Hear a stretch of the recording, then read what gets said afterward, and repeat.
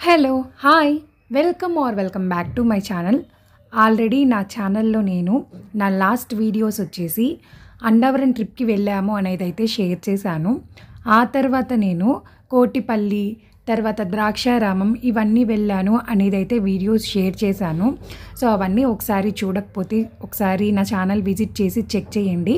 ఇదంతా కూడా మేము 1 డేలో కంప్లీట్ చేశాము.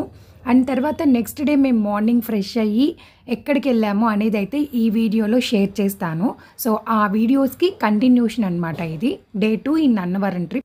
సో, ఫస్ట్ మేము బ్రేక్‌ఫాస్ట్ అయితే కంప్లీట్ చేసుకొని ఎక్కడికెళ్తున్నాము అంటే ఆంధ్రప్రదేశ్‌లోని ఈస్ట్ గోదావరి సైడ్ ఆత్రేయపురం మండలంలో ఉన్న వాడపల్లి గ్రామంకైతే వెళ్తున్నాము ఫస్ట్. అక్కడికెళ్ళే ముందు బ్రేక్‌ఫాస్ట్ అయితే చేద్దామని చెప్పి ఒక చోటైతే ఆపుతున్నారనమాట డ్రైవరు. శ్రీకృష్ణ ప్యూర్ వెజ్ అని చెప్పి ఇక్కడ ఒక హోటల్‌లో అయితే ఆపారు. సో, ఇంకా అక్కడ మేము దోసలైతే తిన్నామన్నమాట. సో, తిన్న తర్వాత వాడపల్లి గ్రామంకైతే వెళ్ళాము. వాడపల్లి గురించి నాకు తెలిసిన కొన్ని విశేషాలైతే నేను షేర్ చేస్తాను. వాడపల్లిని పూర్వం నౌకాపురం అని పిలిచేవాళ్ళు. నౌక అంటే వాడ అనమాట. సో, కాలక్రమేణంగా మనకి వాడపల్లి అనే పేరైతే వచ్చింది. అండ్ ఇంకోటి ఏంటి అంటే ఈ టెంపుల్‌ని నిర్మించింది గజేంద్రుడు అనే ఒక నౌక వ్యాపారి. ఇక్కడ వెంకటేశ్వర స్వామి ఒక చేతిలో గద ఎర్రచందనంతో వెలిసి ఉంటారు. శంఖ చక్రధరాలతో లక్ష్మీదేవితో వెలిసి ఉంటారనమాట. అసలు ఎంత చక్కగా ఉంటారంటే విగ్రహము చాలా బాగుంటుంది. లోపల ఫోన్ ఎలో అయితే లేదు. సో, నేను అందుకే అన్ని వీడియోస్ అయితే తీయలేకపోయాను. ఈ కోనసీమ వెంకటేశ్వర స్వామి టెంపుల్లో మనం 7 శనివారాలు 7 సార్లు ప్రదక్షిణలు చేసి టెంపుల్ని విజిట్ చేసి దేవుణ్ణి దర్శిస్తే మనకి కోరిన కోరికలు తీరుతాయని చెప్పి భక్తుల నమ్మకం. అండ్ చాలామంది కూడా చేస్తున్నారు. అలా మనం పూజ చేసేసిన తర్వాత ఒకరోజు మన నక్షత్రంతో పూజ అయితే చేయించుకోవాలి. అక్కడ ఆలయం వాళ్ళే బోర్డు అయితే పెడతారు. ఈ వెంకటేశ్వర స్వామిని కోరిన కోరికలు తీర్చే వెంకన్న స్వామి అని కూడా పిలుస్తారు. నేను ఈ స్వామి గురించి యూట్యూబ్‌లో చూసి తెలుసుకున్నాననమాట. అప్పుడు తెలుసుకున్నప్పుడు నాకు తెలిసిన విషయం ఏంటి అంటే ఈ వెంకన్న స్వామి మనకి బాక్స్‌లో నదిలో దొరికాడనమాట. అది ఒక అతనికి కలలో కనిపించి చెప్తే గ్రామస్తులు అందరూ చూసి ఆ తర్వాత మేళతాళాలతో స్వామిని ఊరేగించి ప్రతిష్ఠ అయితే చేశారు. అలంకార ప్రియుడు అని వెంకటేశ్వర స్వామిని ఊరికనే అనరనమాట. వెంకటేశ్వర స్వామి ఎంత అందంగా అనిపించారంటే చూడ్డానికి చాలా చక్కగా లక్ష్మీదేవితో కళకళలాడుతూ ఒక చేతిలో గదతో ఎర్రచందనంతో చాలా చక్కగా అయితే ఉన్నారు. అసలు వెంకటేశ్వర స్వామికి వెంకటేశ్వరుడు అని పేరు ఎందుకు వచ్చిందో చెప్తాను. వేం అంటే పాపాలు, హఠ అంటే పోగొట్టేవాడు. సో, వెంకటేశ్వర స్వామి అంటే పాపాలను పోగొట్టేవాడు అని అర్థం. అలా వెంకటేశ్వర స్వామికి నారదుడు నామకరణం అయితే చేశాడు. సో, ఇంకా వాడపల్లి టెంపుల్ దర్శనం కంప్లీట్ అయిపోయిన తర్వాత మేము అక్కడి నుంచి ర్యాలీకి అయితే వెళ్తున్నాము.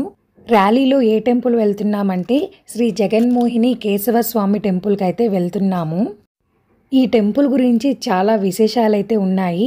సో, నేను 5-6 పాయింట్స్‌లో నేను క్లియర్‌గా చెప్పేస్తాను. స్వామివారు స్వయంభుగా వెలిసినవారు. ముందు వైపు స్త్రీ రూపం, వెనక వైపు పురుష రూపం అయితే ఉంటుంది.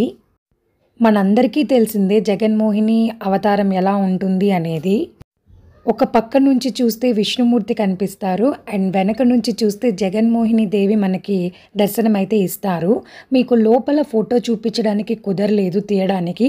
సో, అందువల్ల బయట నుంచి అయితే నేను ఇట్లా వీడియో అయితే తీశాను ఫ్లెక్సీ.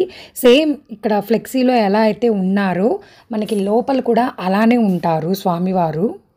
అండ్ ఇంకా చెప్పాలంటే గర్భగుడిలోకి మనల్ని పిలిచి స్వామివారి ముందు వెనక అంతా కూడా క్లియర్‌గా హారతి దీపం వెలిగించి పంతులు గారైతే మనకి ప్రతి ఒక్కటి చూపించి ఎక్స్‌ప్లెయిన్ అయితే చేస్తారు. అసలు నేనైతే షాక్ అయిపోయాను.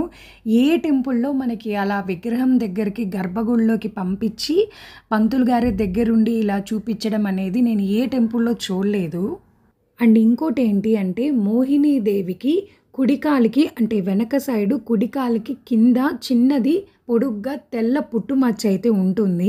అది కూడా మనకి పంతులు గారు వాళ్ళైతే చూపిస్తారు.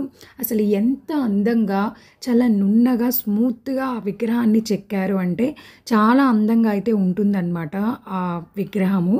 అండ్ ఇంకోటి ఏంటి అంటే ఆ విగ్రహానికి చుట్టుపక్కల మనకంతా కూడా దశావతారాలు అయితే ఉంటాయి.